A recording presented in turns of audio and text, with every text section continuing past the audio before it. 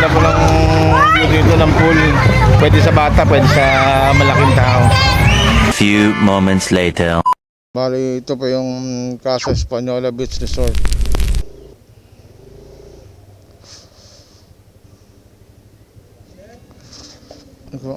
Opo. Kayo sa registered table. Dito? Opo. Sige. Hanapin yung listahan ng mga kamag-anakan niyo. Dito lang. Okay. Magpapalista daw po muna tayo dito ng pangalan. Yan po yung entrance ng Casa Española.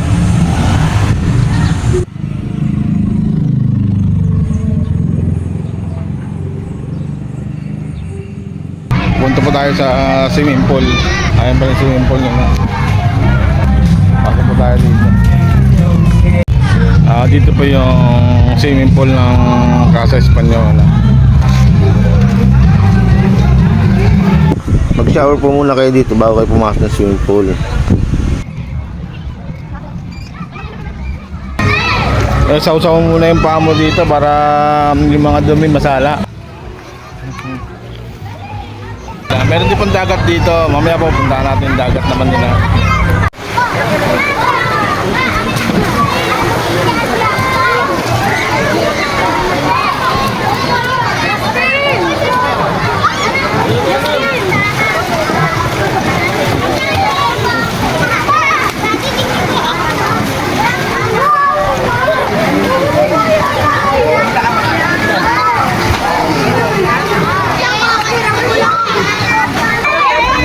Si Angel.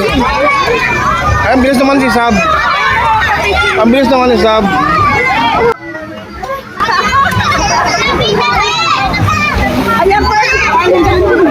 Ayan o si Angel o.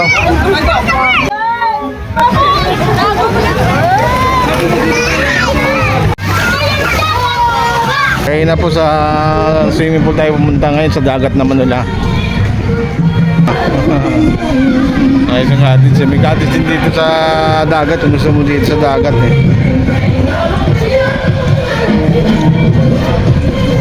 Pwede ka mamili kung saan yung gusto mo cottage eh.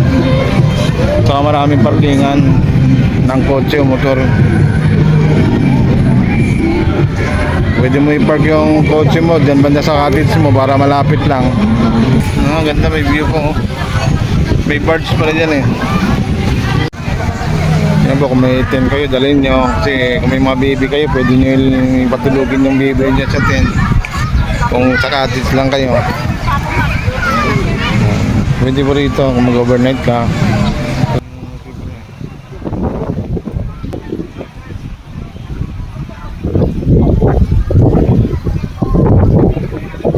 Nandiyan namin po yung lifeguard nila na nagbabantay.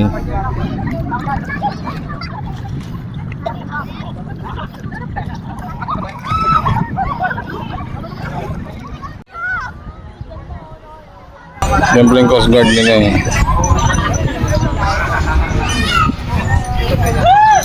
Bali may mga bahay din po dito. Kung may room din, gusto mo ng room, kung ayaw mo ng cottage, pwede ka rin mag-rent ng bahay. Ito na yung mga cottage nila. Marami na pong cottage dito.